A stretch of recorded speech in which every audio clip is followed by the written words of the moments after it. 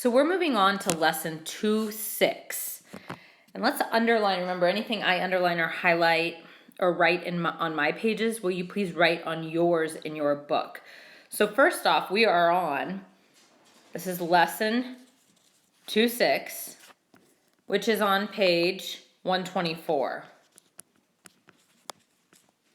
So that's where we're starting. Let's look at this essential question. What is slope? Slope is something we're going to be dealing with a lot in pre-algebra as well as in Algebra 1 and later on in your mathematical career. So super important that we understand slope. Okay, let's go ahead and look at example 1 here, and I know it is all written out for you. Here what they're looking at is we have Maya and her father are building a tree house. So we're looking at the roof line. It says it has a pitch of 9 to 12. So for every 12 inches of horizontal distance, the roof increases 9 inches. How could we determine the height of the roof at its peak? Okay, so I think what's pretty important here is, one, for us to understand that we are still talking about, we're still looking at an X and a Y. Remember, the vertical would be your Y. The horizontal represents your X. And I know they wrote it a little differently here in this table. And so what you are noticing is that they found what is called the constant of proportionality. We talked about the constant of proportionality in lesson 2.5, and we talked about how important the constant of proportionality is and what something changes by. We also talked about that we can find the constant proportionality pretty easily if it goes through 0, 0, if we're looking at a graph. Okay, so they actually took these points and graphed them on step 2, and take a look at where does my graph go through on step 2. It goes through 0, 0, which means we can use the constant of proportionality. What is the constant of proportionality? We know that it is y over x. Well, if we don't go through 0, 0, another word that we can use to describe this change or the steepness of something is called the slope of a line. So the steepness is also called the slope. Think about if you go sledding, you're going down the slope. You're walking up a hill to then sled down the hill. That is a slope. Stairs have a slope to them. We have a lot of different things that can represent a slope. Okay, so we're going to talk about what slope is and how it connects with our constant of proportionality. So first of all, we know the slope is going to be the rise. Well, let's think about rise. If we think of our graph here, the rise, the up and down would be your y. So the rise is my y. And the run would be left to right, which is your x. So we're still really dealing with y over x. And they show you here, the change in the vertical distance is the rise, box this in. The change in the horizontal is the run. So this would be my x, this would be my y. Let's go ahead and look at some examples. Proportionality, the most important thing to remember is our constant of proportionality. We can only use that when we go through 0, 0. That's it. So went too many slides. Okay, let's go ahead and first talk about this example. The first thing I want us to ask ourselves, does it go through 0, 0?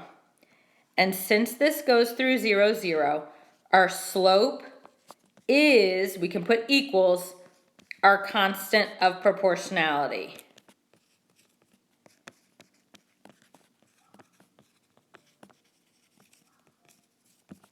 So we are just taking our y over our x. Pick either of those points. Which point do we want to use? The 260 or the 390, it doesn't matter. I'm going to pick 260. Remember, the 2 is the x, the 60 is the y. So the rise is my y. Remember, y over x. So 60 over 2. If we simplify that, we could say our slope is 30. We could say our constant of proportionality is 30. If it goes through 0, 0, your slope and your constant of proportionality mean the same thing. So what does this mean? Think of this as 30 over 1. Remember, the top is your y, the bottom is your x. So what does this mean? Well, the y over here on the axis is called miles. So this means 30 miles. And then what does the x represent, this bottom number, in 1 day? I hope you also notice not only did I find here my slope, my constant of proportionality, what else could we call this? A unit rate per 1. Let's look at another example. Constant. This example is talking about how we interpret slope. I'm on example 3, page 125. And what I want us to notice, okay, is that this does go through 0, 0. So we can just find the constant of proportionality. If it does not go through 0, 0, how do we find slope? Well, right here is how we find slope. It's laid out for us. We pick 2 points, which they have 2 points here. I know this one goes through 0, 0, but this will work anyways, so we're going to practice this as well. We pick 2 points. I think it's important that we label them x, y, so we know which is the y value and which is the x value. And if you notice, our y's are on the top and we're going to subtract them. And our x's are on the bottom. So they chose to start with the 220 for the y. They wrote 220 minus, what is your other y value? 110. Because they started with the 220, for their y value, they have to start with the x value that goes with the 220, which is the number 4. Take away my x value, which is 2. And when they subtract and do all their math, they get 55. So to interpret this, you can think of it as 55 over 1. Remember, the top number means y, the bottom number means x. So the 55 means, let's look at the y, it means miles. 55 miles per 1 hour. We know we can change any number into a fraction by placing it over 1. We found a unit rate here. We found slope by taking 2 points, and it's going to be very important to know how to do that when we have problems that do not go through 0, 0. They're easy if they go through 0, 0, but they're not always going to. Let's go ahead and look at the last chart. We're going to practice with this one, finding the slope by taking our y minus y. It says we've got purple food coloring here. It says the graph shows the proportions of red and blue food coloring that Taylor mixes to make purple frosting. What is the slope of the line? Tell us what it means for this situation. Well, we can start by, yes, it goes through 0, 0. Let's see if our constant of proportionality, since it goes through 0, 0, our constant of proportionality would be y over x. So let's pick a point. Let's pick 50 and 70. We know the 50 is my x. The 70 is my y. So let's go ahead and write my 70 over my 50. We could simplify that fraction by dividing by 10. and we get 7/5. That's our constant proportionality. Why could I find my constant of proportionality? Because it goes through 0, 0. This is not a unit rate because it's 7/5. It's not 7/1. Meaning it does not, it's not per 1 unit, it's 7/5. So here's our constant. We're gonna take this same information, and I know it goes through 0, 0, and I know that's the fast way of doing it, but we're gonna find it using our slope. And our slope is y minus y over x minus x. So let's label these points. xy, xy. And let's go ahead and let's pick a y value.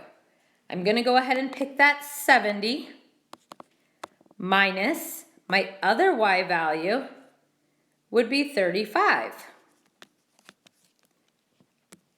And now let's go ahead and look at our x values. Because I picked 70 first, I have to pick the x that goes with the 70 first, which is 50 minus 25.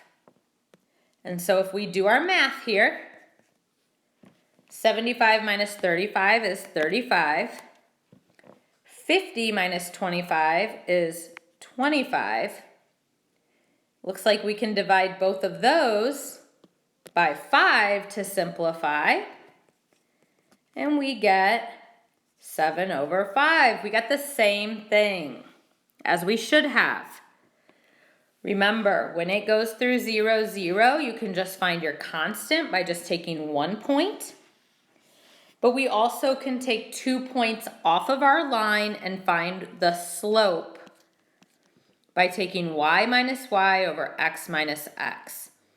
So the very last thing it's asking is, what does this mean for this situation? Remember, the top number means y, the bottom number means x. So it means 7. Let's look at the y-axis. Red drops, so 7 red drops per every 5. And let's look at the x. Blue drops. So in order to make purple food coloring, you need to have 7 red drops and 5 blue drops, and you will get the color purple for your food coloring. Slope is just the key concept box, which you know is one of my favorites that I always like to look back at when we are answering questions 1, 2, and 3. Okay, so we're talking here about the slope. We're talking about our rise. Think about your rise is up and down, so it's your y, over your run, which is left and right. So we are connecting